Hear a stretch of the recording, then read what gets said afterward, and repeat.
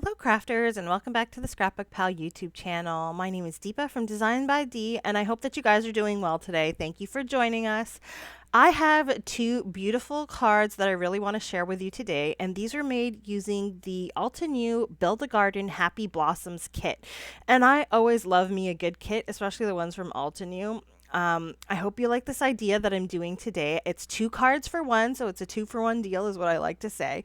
And it just came together so nicely. The colors are so nice and airy, and it's really giving me spring vibes. So I'm very happy to share this one with you today.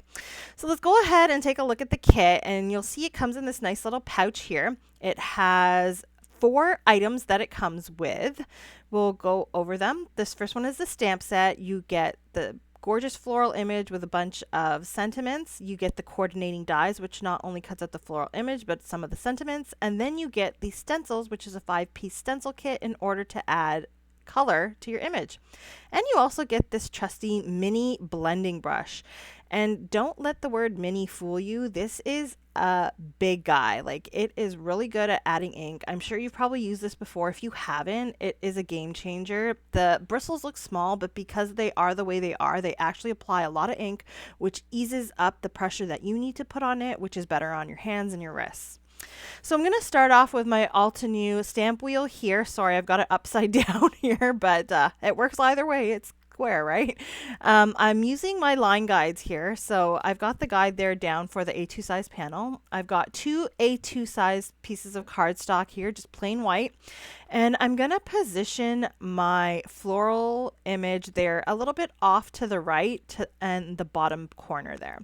I'm using some dough ink here by Pinkfresh Studio. It's a nice brown, and I'm going to use it to stamp out this image. I will stamp it twice, and I want to do this on both cardstock panels. Okay, I'm not going to show you doing both of them because it's a little monotonous, but you get the idea. You end up with 2 panels with the florals in the exact same position, and that's why we use the line guide.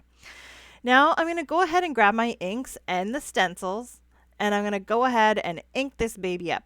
So I've got 5 stencils here.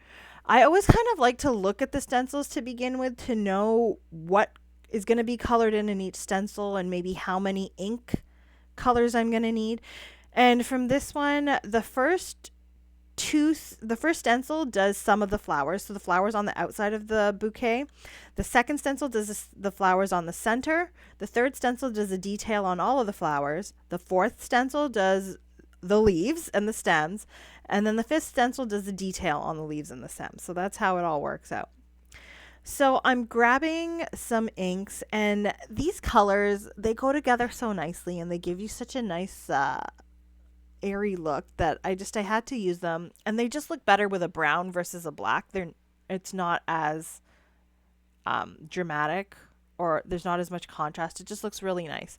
So the colors that I'm using here for the flowers on the outside, I've used some Lemon Whip and some of the Peach Fuzz.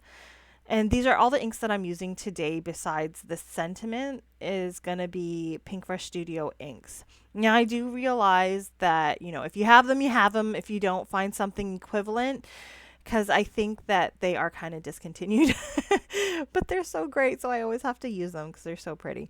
Anyways, so now for the second stencil, I'm inking up the flowers in the center. Those are being done using some sparkling rose, and I'm adding some of the Peach Fuzz and the Lemon Whip just to tie everything in together. So we want the bouquet of flowers to just be like a mix of these gorgeous colors just coming together.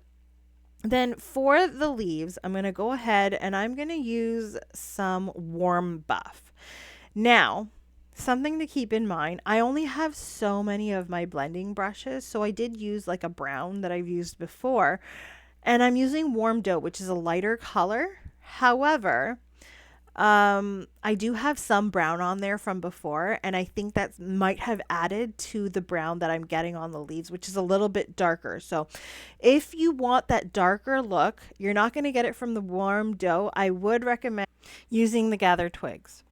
So you can see I have that gorgeous floral there all ready to go. We're going to keep the second panel blank, okay? So it's just going to be an outline, so leave that one alone.